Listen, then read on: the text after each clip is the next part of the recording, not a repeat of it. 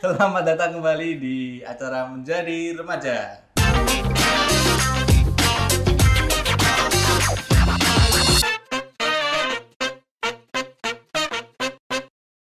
Assalamualaikum warahmatullahi wabarakatuh. Waalaikumsalam warahmatullahi wabarakatuh. Bagus. Selamat datang kembali di acara Menjadi Remaja. Di acara ini adalah sebuah podcast yang berbincang-bincang mengenai bagaimana sih menjadi sesosok remaja di era saat ini seperti itu. Di sebelah saya sudah ada dua orang remaja yang ingin membagikan kisahnya kepada kita semua, perjalanannya bagaimana menjadi remaja dan apa tantangannya, karena mereka menjadi remaja ini di masa-masa yang cukup sulit ya, karena melewati masa Covid dan sebagainya, dan juga transisi dari SMA ke kuliah seperti itu. Nah, bagaimana ceritanya nanti kita akan dengar bersama-sama. Baik. Oke, jadi Mbak Imel dan Mbak Anin ya. Iya, betul. Saya agak memori jangka pendeknya agak kurang, jadi mohon maaf kalau namanya tidak teringat seperti oke. Jadi Mbak Imel dan Mbak Anin ini kan nama acaranya adalah Menjadi Remaja gitu. Seperti yang saya sampaikan di depan tadi, kita pengen tahu ceritanya Mbak Anin dan juga Mbak Imel gitu tentang bagaimana menjadi remaja. Nah, sebelumnya Mbak Anin dan Mbak Imel ini sekarang masih bisa disebut remaja nggak? Kan remaja itu kalau nggak salah dari umur 19 sampai 24 gitu. Iya. Masih bisa disebut remaja ya? Iya, Oke. masih. Ini semester berapa? Semester 5 menuju 6. Iya. Semester 5 menuju 6 ya? Oh, oke. Baik, mungkin bisa diceritakan dulu ya pengalaman yang paling menarik sampai sejauh ini menjadi remaja. Berarti 19 tuh sekitar masuk kuliah awal-awal ya? 19 tuh. Iya. Gitu. Mungkin apa pengalaman yang paling mengesankan sejauh ini? Mungkin dari Mbak Anin dulu. Oke, kalau dari aku yang paling mengesankan itu mungkin waktu kuliah di Jogja sih. Jadi kan ngerantau jauh dari orang tua. Karena aku tuh dari kecil tinggalnya bareng sama mama, sama ayah, sama adik tuh. Jadi belum pernah pisah sama sekali. Nah, waktu kuliah kebetulan akhirnya merantau tinggal sendiri. Nah, itu mulai pengalaman-pengalaman serunya sebagai remaja tuh di situ. Oh, oke. Jadi pengalaman untuk keluar dari zona nyaman lah seperti itu ya. Iya. Gitu. Oke, kalau dari Imel mungkin? Kalau dari saya pas SMA udah bisa disebut merantau sih, walaupun sebenarnya masih dekat. Iya. Masih dekat dari rumah, tapi udah jauh dari keluarga gitu. Jadi udah lumayan adalah beberapa kayak mainnya udah mulai sering main gitu tanpa harus izin dulu gitu.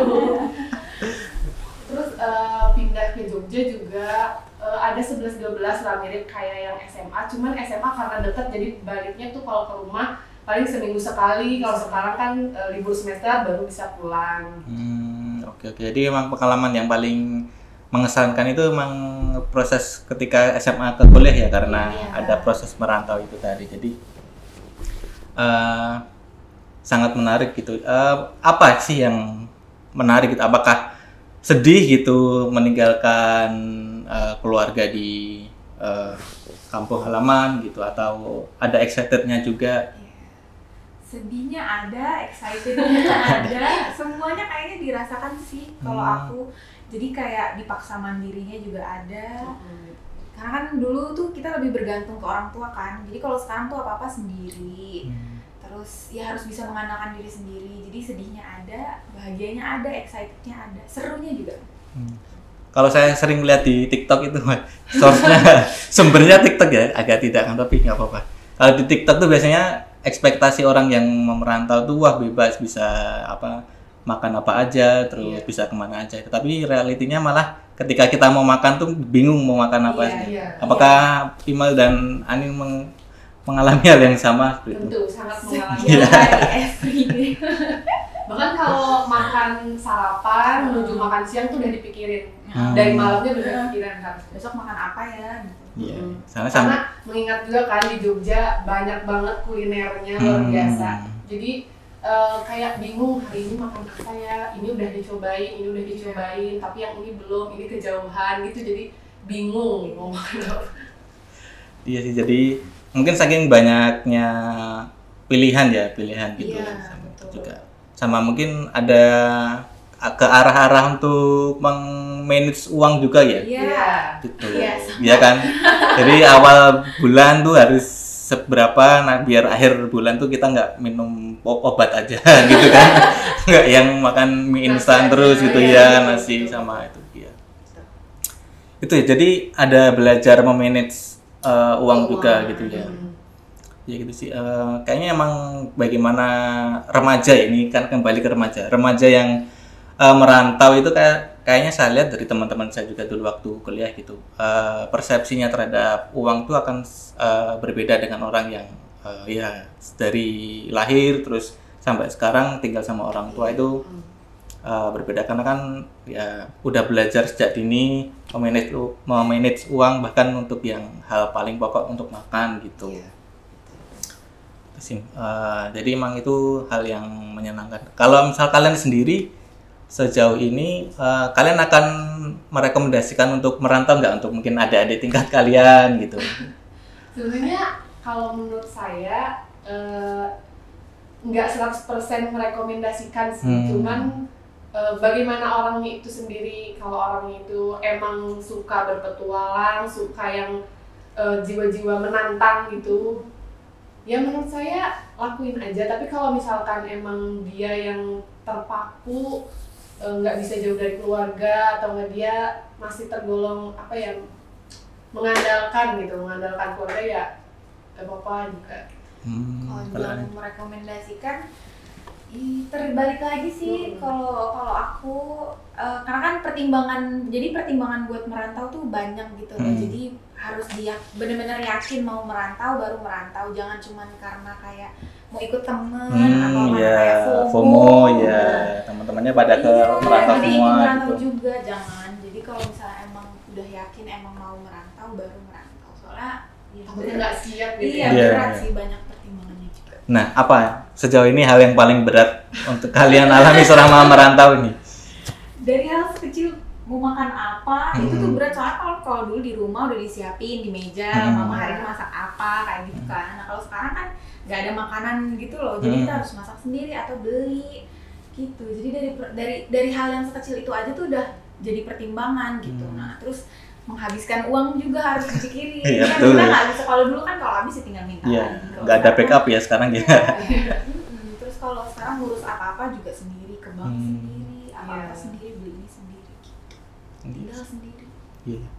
Merasa apa, semuanya mandiri itu salah satu proses pendewasaan pada saat remaja yang menurutku akan sangat terbantu ketika merantau menurut saya, karena emang benar-benar udah kita hidup sendiri, semuanya kita tanggung jawab sendiri. Walaupun ada ya, maksudnya keluarga pasti masih mensupport ya, dan walaupun dari jauh gitu, terus ada teman-teman juga, tapi kemandirian sih yang saya lihat juga di teman-teman saya jauh lebih mandiri yang merantau sih memang gitu. Itu oke. Itu tentang merantau dan kemandirian ya, dinamikanya merantau gitu. Terus kemudian sekarang saya pengen membahas satu hal yang menarik juga, yang saya lihat di TikTok juga. Jadi memang sumbernya jamaah TikTok saya ini.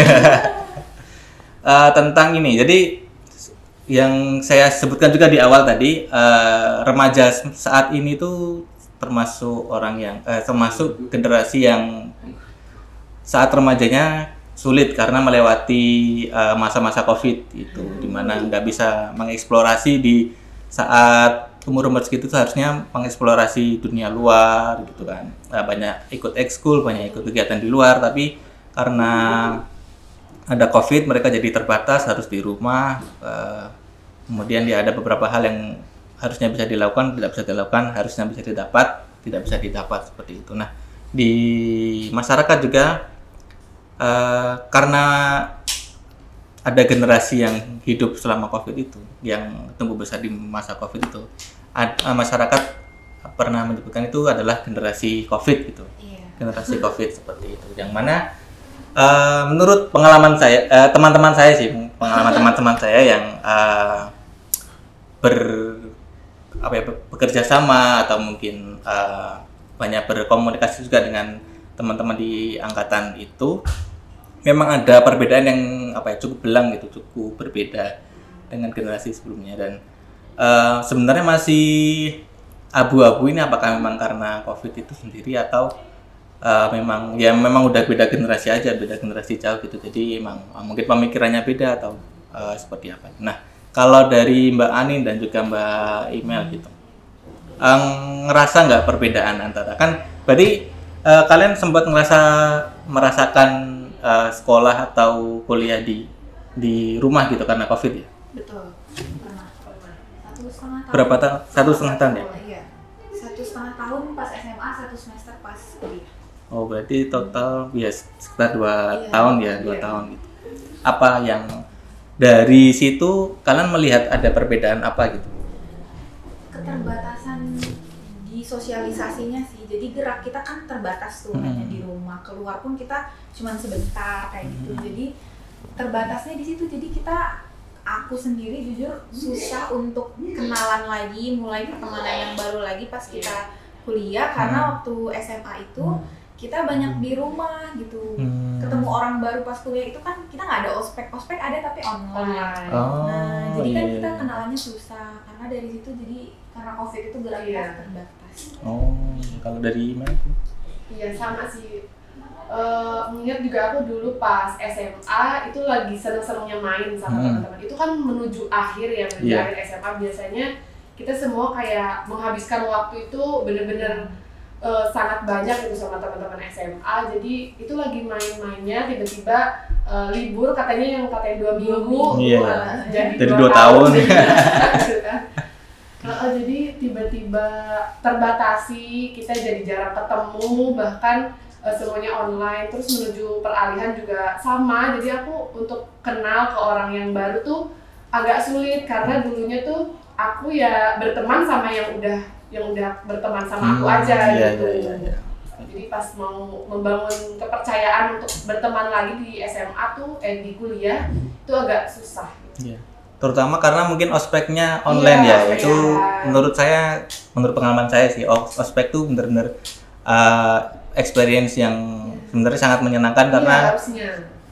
ketemu banyak teman-teman rantau yang dari banyak daerah gitu. Terus karena itu banyak banget dari berbagai macam suku, budaya gitu, kita jam kumpul jadi satu itu paling nggak kita jadi apa ya, oh ternyata kuliah ini aku akan mendapatkan kesempatan untuk bertemu dengan orang-orang yang berbagai macam. Iya. Ospek tuh menurutku kayak gitu. Jadi gambaran awal di kuliah tuh akan mendapatkan seperti ini ya. Dan ketika itu offline sih mungkin ada juga experience tapi nggak yang sebesar ketika ospek langsung gitu. Iya. Aku membayangkannya sih begitu ya. Iya, betul.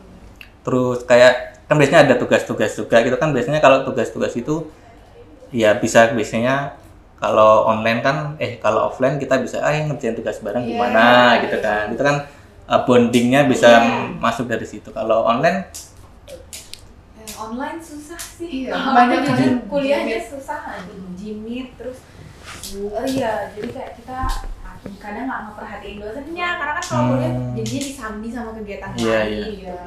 Atau ngantuk, Matiin kamera langsung tidur. Iya, terus kerja kelompok juga ya sebatas formalitas ngobrol di grup, bagi-bagi tugas gitu, nggak ada yang proyekan bareng kemana gitu, karena online kan. oh Jangan waktu itu UIN sempet ada masa percobaan ya, belum hybrid. masuk. Untungnya di masa kita, di angkatan kita itu ada masa percobaan 1 semester, enggak deh 3 bulan ya, kurang lebih 3 bulan kita. Nah kebetulan aku ikut masa percobaan itu, jadi ya Bisa pengen lumayan biar apa ya, Bisa merasakan. iya, biar bisa merasakan juga gitu. Temulah orang-orang baru yang sama-sama ikut masa percobaan itu, jadi disitulah kita ketemu baru, Kenalan lagi. kenalan lagi. Iya. Padahal kita dulunya udah kenalan di Oh. ospek, tapi pas ketemu kita kenalan lagi. beda nggak Beda. experience-nya ya? Beda. Beda banget ya. Iya, kalau di online kan kita jadi kayak first impression-nya kita dulunya kayak gini gitu loh. Iya, Kalau jadi dilihatnya dari layar. Iya, iya, Tapi iya kalau sih. pas ketemu langsung, ih kok beda ya. Kayak dilihat dia kayak gini. Oh, iya sih. Pacar juga ya. Waduh, pacar online. Wah. Kadang juga kalau yang di layar tuh kayak ini kelihatannya tinggi nih gitu. Tapi pas ketemu, kok ternyata orangnya nggak tidak terlalu tinggi, iya, kecil, gitu. bagus bahasanya bagus, tidak terlalu tinggi. Iya, jadi ya ternyata masa ospek ya, terutama untuk dalam hal ini remaja untuk mengeksplor pertemanan gitu. Tadi ketika online tuh memang nggak tahu ya, memang mau mengeksplor, maksudnya tanya-tanya ke teman, ngobrol-ngobrol apa itu jadi, walaupun sebenarnya sudah dimudahkan dengan adanya Zoom, kemudian ada video call juga gitu, tapi tetap feel-nya nggak terasa gitu ya. Makanya mau ngobrol banyak juga jadi males gitu ya, karena apa ya, ngobrol via telepon atau via layar doang, experience-nya kurang lah. Untung sekarang udah bisa offline lagi gitu. Tadi aku kayak email yang bilang, jadi kayak karena mungkin keseringan online gitu, terus tadi juga jadi males untuk menambah pertemanan karena aksesnya juga terbatas itu. Dan experience ketika kalian 2 tahun online ya, ada perasaan kayak ya udahlah, aku temannya sama yang ini aja, nggak usah lagi memperlebar pertemanan gitu. Ada nggak mungkin perasaan kayak gitu, karena mau memperlebar pertemanan juga gimana kan, aksesnya susah gitu. Ada nggak ya kayak gitu? Kalau dulu pas awal datang ke Jogja, mikirnya kayak ya udah aku berteman sama siapa aja, cuman makin kesini karena makin kenal gitu kan, jadi udah mulai masuk juga, udah mulai offline, jadinya di situ ada seleksi lagi gitu loh, seleksi alam, seleksi pertemanan yang itu dilakukan oleh aku sendiri sih sebenarnya. Jadinya yang awalnya aku sering main sama si A, jadinya aku jarang main sama si A gitu, karena mungkin ada beberapa hal yang tidak sepaham gitu sama si A gitu. Jadi kalau untuk karena aksesnya susah, iya juga sih, itu salah satu faktornya juga, karena mungkin jarang ketemu, terus ketemunya via chat atau via telepon gitu kan. Kadang orang beda-beda. Biasanya di chat dia rame banget, tapi pas ketemu dia pendiam ternyata gitu. Saya aslinya 2 orang kayak gitu. Di chat sama di real life beda. Iya sih, emang saya juga termasuk yang seperti itu. Di chat rame, ketemu ya biasa aja gitu. Iya sih. Iya. Berarti tadi ya, ketika selain experience-nya double, maksudnya pas online dan offline berbeda, kemudian setelah itu juga ternyata ada seleksi gitu. Maksudnya bukan seleksi, lebih ke ternyata aku lebih cocok sama teman yang ini gitu. Oh iya. Itu sebenarnya sangat bisa dimaklumi sih. Karena kan ketika online tuh kita masih meraba-raba ini orangnya aslinya gimana gitu. Terus pas offline ketemu, terus ya udah, sebenarnya milih-milih teman, bukan milih-milih teman, sebenarnya menyeleksi. Kalau menyeleksi kesannya ada yang tidak baik ya. Memilih apa ya bahasanya tuh? Ya pokoknya mencari pertemanan yang terbaik gitu. Mencari pertemanan terbaik itu memang sebenarnya dibutuhkan juga, terutama ketika masa kuliah, karena saya merasakan tuh support system terbaik, terutama untuk yang merantau ya, apalagi itu teman-teman yang mensupport gitu. Kalau melanjutkan ke topik selanjutnya tentang pertemanan yang toksik. Nah, di masa-masa remaja ini kayaknya cukup banyak nih isu pertemanan yang toksik ini, kayaknya cukup hangat diperbincangkan gitu. Apakah punya experience untuk pertemanan yang toksik gitu? Kalau mengalaminya kayaknya aku belum pernah. Cuman kalau teman yang menurut aku membawa dampak buruk ke diri aku tuh aku pernah temui gitu. Gitu. Kelihatan ya orangnya. kadang kan tadi kan dalam proses mencari teman itu kita kan awalnya pasti oh iya aku main sama ini, aku main gitu. Tapi pas main tuh ternyata oh dia ternyata orangnya kayak gini, oh ternyata dia melakukan hal ini gitu. Yang ternyata nggak seprinsip atau beda lah sama paham aku gitu. Nah kalau misalnya akunya sendiri nggak punya pegangan atau nggak punya prinsip, jadinya aku bisa keikut gitu loh pergaulan yang dia bawa ke aku, hal-hal buruk yang dibawa ke aku kayak gitu. Jadi kok tapi kita nggak sampai yang kayak jadi korban dari toxic friendship. Oh iya, jadi kamu mengetahuinya di masa tadi ya meraba-raba gitu, seni pertemanan kayak gimana gitu. Sebenarnya itu bagus sih, maksudnya ya tidak dipungkiri orang-orang yang sebenarnya mungkin dia ada background kenapa dia seperti itu ya. Jadi kita nggak bisa menyalahkan orangnya langsung, tapi kalau memang kita merasa itu ya takutnya kita kan yang kita nggak kuat gitu. Kalau misalnya kita nggak kuat membantu dia daripada nanti ada banyak orang yang lebih dirugikan, kan lebih baik kita yang mundur atau itu. Kalau Imal sendiri mungkin ada pengalaman? Kalau disebut sama sih kayak disebut pengalaman enggak juga. Jadi kadang aku tuh masih bingung untuk mengartikan toxic friends itu seperti apa. Jadi aku ngambil garis besarnya aja kalau toxic friend itu ya yang merugikan ke aku gitu kan. Sebenarnya kalau mengalami ada bisa dibilang ada, tapi nggak juga seberpengaruh itu sih. Cuman kayak yang teman yang nggak yang suka iri atas pencapaian temannya sendiri, itu termasuk gitu ya. Karena kadang misalkan kita mencapai sesuatu yang menurut kita itu adalah pencapaian besar, mereka misalkan dia pun merasa iri gitu atas pencapaian kita gitu. Jadi dia menarik diri ke aku, padahal aku merasa kayak aku nggak salah apa-apa gitu, tapi itu karena kesalahan dia ya iri gitu. Itu sih. Terus kayak temen yang yang dia suka ngajak ke arah yang kurang baik. Kayak misalkan kayak kita misalkan kita kan rantau ya, tapi tadi juga kita mengelola uang misalkan. Misalkan kita di akhir bulan nih kita mengiritkan uang gitu kan. Nah misalkan si teman ini tuh ngajak, ayo kita ke mall yuk gitu.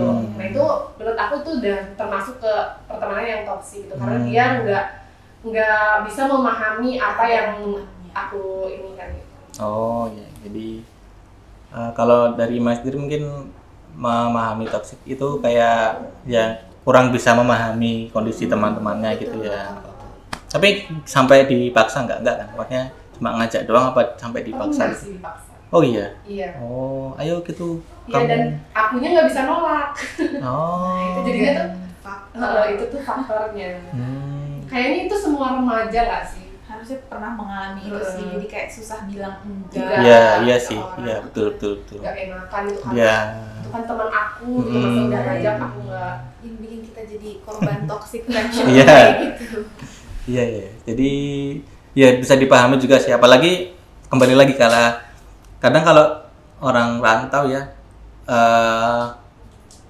merasa maksudnya dia kan kesini terus merasakan sendiri ya, maksudnya ya keluarganya dia itu ya teman-temannya dia gitu kan. Jadi ketika teman-temannya bukan pengen semuanya ngajak apa gitu, kita mau nolak tuh nggak enak kan, karena ya mereka orang terdekatku sekarang gitu. Kalau ditolak takutnya nanti kita nggak ditemenin, terus kita nggak punya temen, nggak ada orang yang bantuin gitu ya. Ya sangat dimaklumi sih, dan memang harus ada proses itu sih, proses untuk mungkin nanti kedepannya kita akan belajar mengatakan tidak kepada orang-orang yang itu.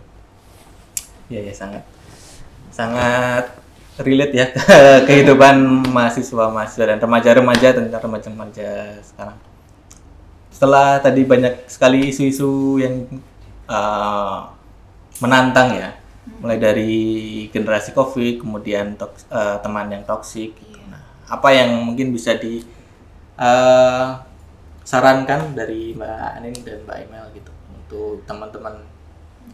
Kalau dari aku, kalau merantau hidup sendiri jauh dari orang tua, emang yang paling penting itu adalah tadi mencari teman yang cocok dan dirasa baik ke kita gitu. Karena kan kita di sini sendiri jauh dari orang tua, ibaratnya kita bergantungnya akan sama mereka gitu. Jadi berusahalah mencari teman yang baik gitu loh, yang membawa dampak yang baik untuk diri kita sendiri, karena ya tadi yang jadi support system juga itu kan mereka selama kita di rantau gitu. Jadi susah senang nangisnya tuh bareng mereka gitu. Jadi carilah teman yang memang nggak akan merugikan kita gitu, baik secara fisik, mental, psikologis, segala macam, sosial. Jadi Ekonomi ya. Penting gitu di mention cari ya. teman yang bisa memahami kita gitu. Kita harus sebenarnya kita harus kenal sama diri kita sendiri biar bisa dapet teman yang baik. Iya, betul. Kalau dari gimana? Kalau dari aku sarannya untuk teman-teman yang mau merantau, persiapkan dulu dirinya sendiri. Selain kenali dulu diri sendiri, juga cari tahu apa aja yang kemungkinan yang akan terjadi, gitu kan.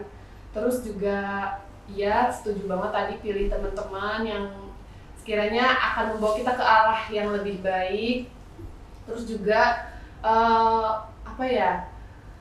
perkuat hubungan sama keluarga sih. Bukan berarti jauh dari keluarga hubungannya pun harus lebih renggang, tapi justru karena jaraknya jauh tapi hubungannya harus semakin dekat gitu. Oke, baiklah. Terima kasih untuk closing statement. Kita beri tepuk tangan dulu. Baik, kita sudah. Terima kasih sudah mendengarkan podcast apa ini tadi? Menjadi remaja. Sampai jumpa di podcast Menjadi Remaja selanjutnya. Terima kasih. Assalamualaikum warahmatullahi wabarakatuh.